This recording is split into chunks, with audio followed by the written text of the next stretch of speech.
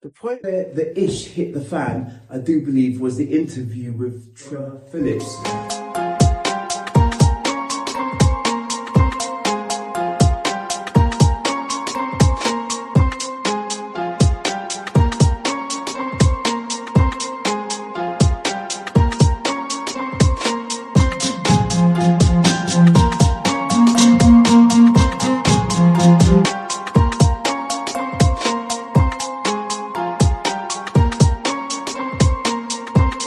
Where Sophie Chanduka, I hope I'm pronouncing her name correctly, well, what did they say? Allegedly made some allegations that Harry had, well, he had done her dirty, you pretty much could say. And this is basically where it blew media-wide and took it to another level. They were already in the trenches from what I understand. It kicked off at the polo match with Meghan and the whole media press and positioning who was going to be standing next to who, holding trophy, etc., etc. And it just got bigger and worse for the charity, should we say. Prior to that, though, it was the steps that Harry took to remove, or attempt to remove, the Sophie, who had recently been brought into the charity to organise and run things. I don't think they got along. To remove her from the board, and he announced it through the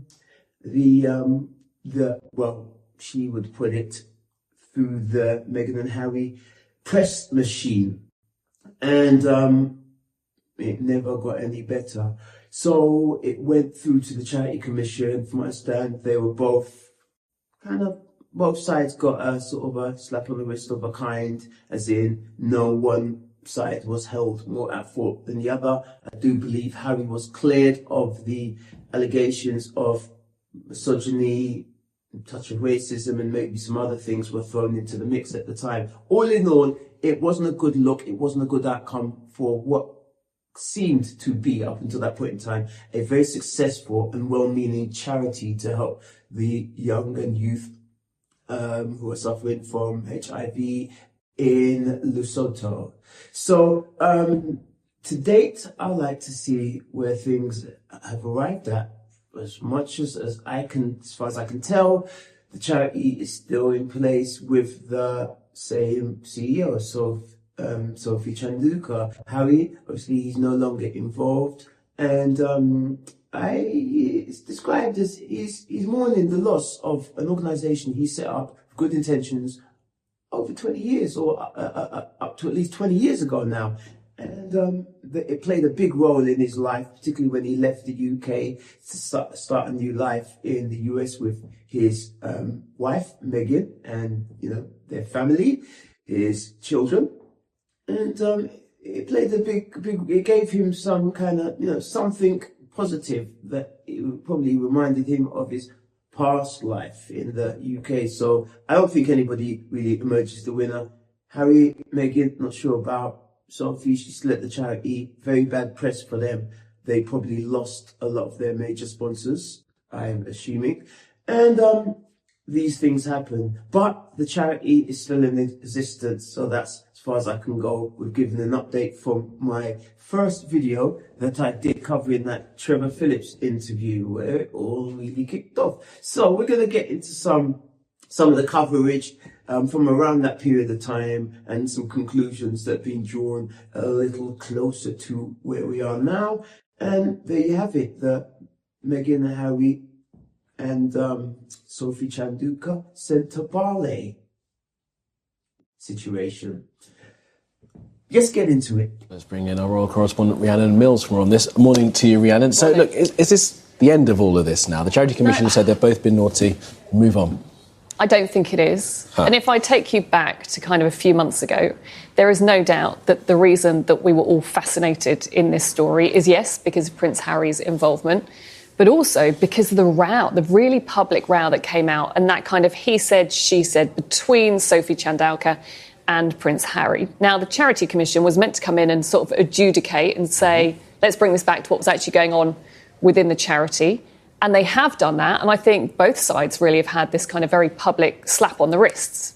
in terms of why on earth did you allow this to play out so publicly and damage the charity. I think there have been small victories on both sides. I think there were those really stinging criticisms of Prince Harry in terms of racism, misogyny. No evidence was found of that, so I think that's a kind of tick in the box for them. Sophie Chandauka clearly has stayed on at the charity. But I think when you look at the statements that have come out from both sides, you can see that this has not drawn a line under it. Speaking to sources close to Prince Harry, they say he is absolutely devastated. He sees this, him and Prince Aso see this as nothing short of a hostile takeover. Wow. Sophie Chandauka, in her statement, talked about the unexpected adverse media campaign, which caused incalculable damage to the charity. And also the former trustees have said that they have grave concerns about the future of the charity. Now, of course, the charity is under that regulatory action plan, so they'll clearly be kind of assessed by the Charities Commission. But also I think it's interesting to think what Prince Harry does next. This was a really key pillar for him after stepping away from royal life. I'm told that this remains a priority for him, helping children in Lesotho, and now they're basically trying to work out how he does that in a meaningful way. Interesting stuff. One that will rumble on, as you say, Rhiannon, for now. Thanks so much. Today must be a really difficult day for all of you who've been involved with this charity. It's a charity that's been run with a lot of heart and a lot of care. What can you tell me about what has happened and what's going on at the moment?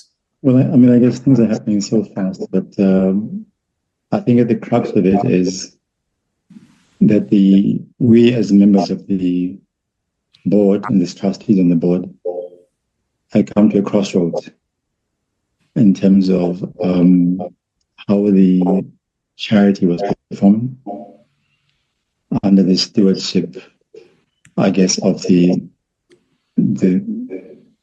chair of the board, who had the primary responsibility for stewarding the entity. I think it became clear that since her appointment in 2023, at the time she came on board, the charity was in a very good space finance-wise. I mean, it's very good space by all accounts.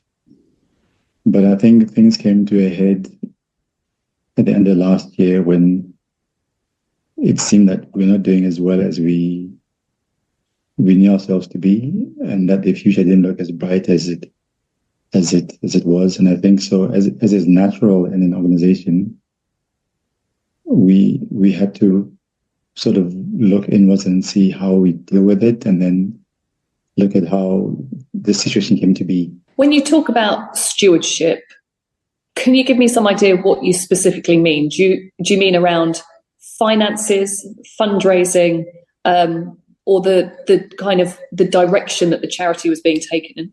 I think the entirety of all three components, I think, go into stewardship. So you have oversight responsibility, you have fundraising responsibility, and you have financial management responsibilities, and those all go in towards how the entity functions in the space defined for it and how it survived in that space. The chair has made some incredibly serious allegations in her statement, including allegations of harassment, bullying, misogyny, misogynoir. As one of the trustees, how do you respond to those allegations? They came to me as a surprise, because I've been in all the meetings I've been involved in. There's never been even a hint of such. I do understand that in any interaction among people of different opinions and different views, when things are not clear, or when people feel that they're not being listened to, sometimes there's the raising of voices. But it happened across with everybody. And so I can honestly say, in my experience, in the meetings I was present in, there was never even a hint of such. So I don't know how that came about. I don't know if it happened in any one particular meeting when I happened not to be there, but the general tone and conduct of the board has been one of respect for each other, accommodating each other's opinions and inputs, and speaking with respect to each other. So this all came as a shock to me when I heard.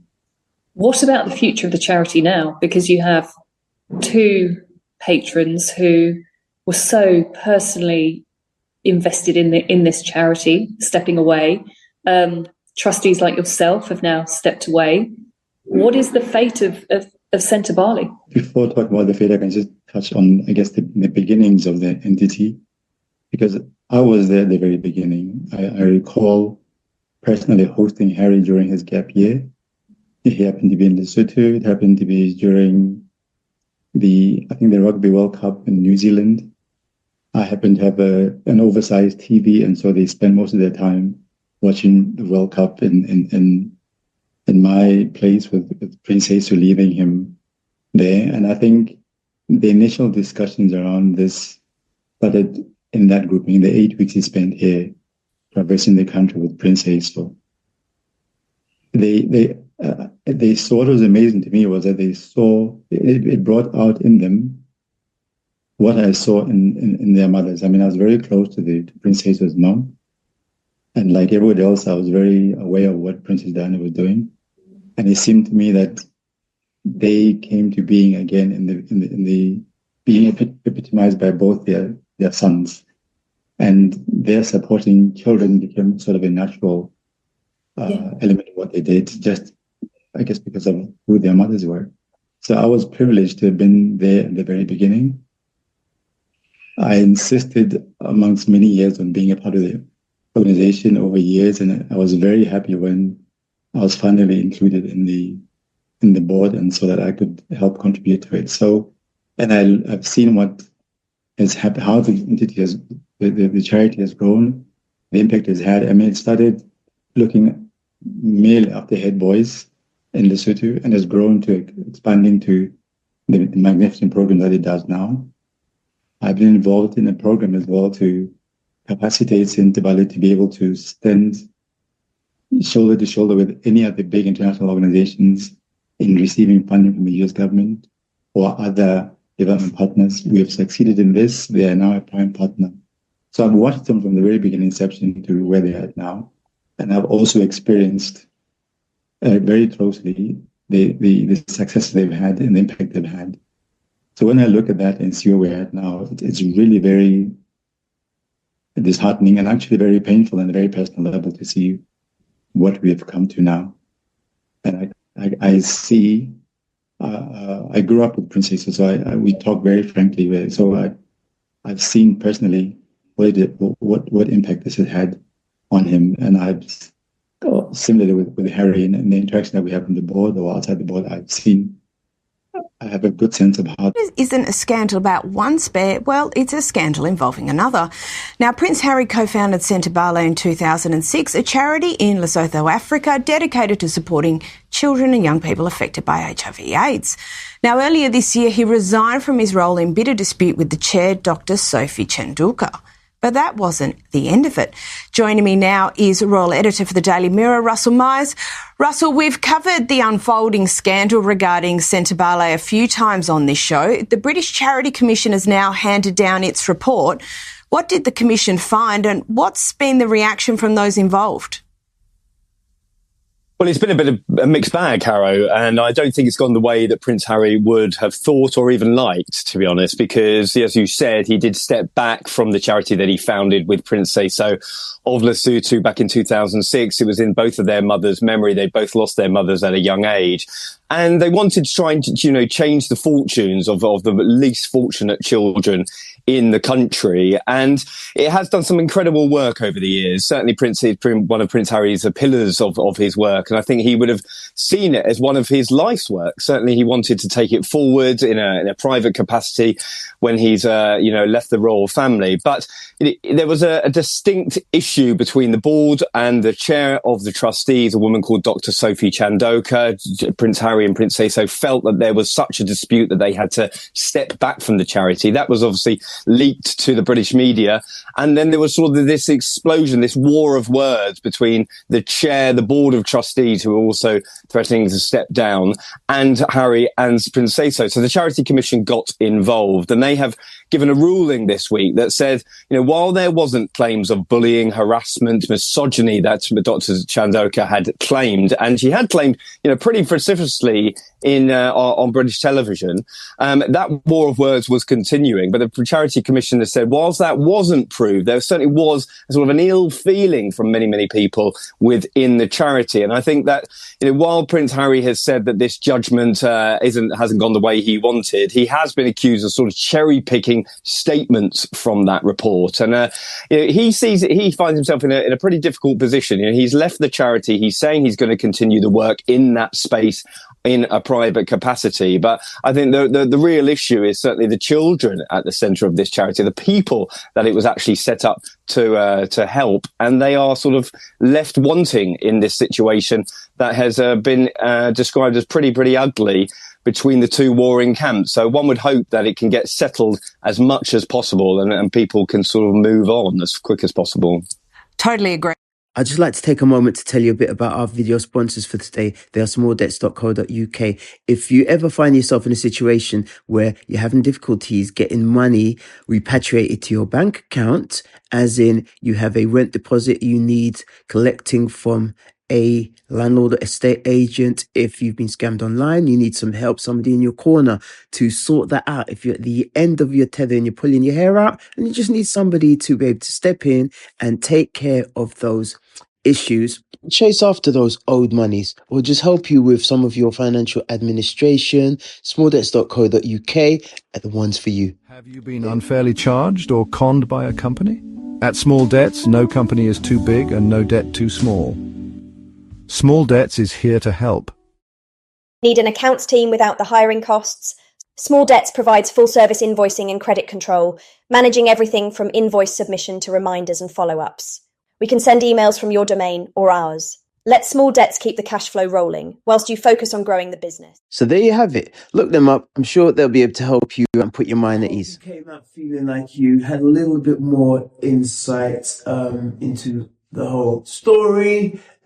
Maybe I won't say the chapter's closed, but at least, you can kind of park it somewhere for now until we hear more about the pursuits of Harry, Meghan, and his charitable activities. You've been here, as usual, with myself, Owen Uadje, here at CornerSpeak.